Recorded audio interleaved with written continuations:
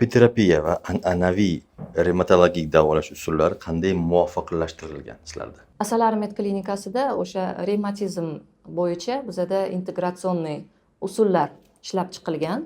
Buni ichiga o'sha bazisniy terapiyalar, men yuqorida aytganimdek, antibiotiklar, MPVSlar, kortikosteroid preparatlari ham bor. Faqat bularni o'sha bemorning umumiy holati, uni ostri fazadami yoki kasallik tinim davridami, shularni inobatga olgan holda individual aralashtirib ishlatiladi. Masalan, o'sha har bir bemor keladi, u bilan ko'ruvdan o'tkazadi, analizlari, hamma kasallik tarixi o'rganilgandan keyin bemorga sxema tuziladi. Mana shu sxema, misol uchun, o'sha dori-darmonlar sxemasi bo'lishi mumkin, bo'lmaydi demayman, yoki bo'lmasligi ham mumkin. Bu endi o'sha bemorning holatidan individual kelib chiqib, qaysidir holatda qo'shiladi, qaysidir holatda qo'shilmaydi.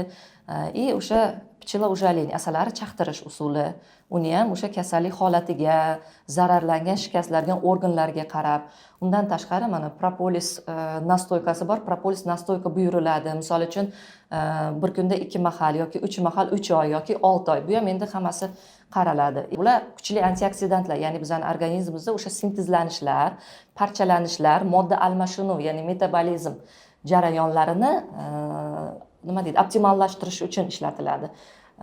Matочное молочко bu o'sha immuniy sistemamizni oziqlantirish. Undan tashqari o'sha fizioterapiyada ham spesialniy o'zimizni tayyorlagan, ya'ni Asalari klinikasida tayyorlangan dorilar bilan, mazlar bilan o'sha o'tkaziladi.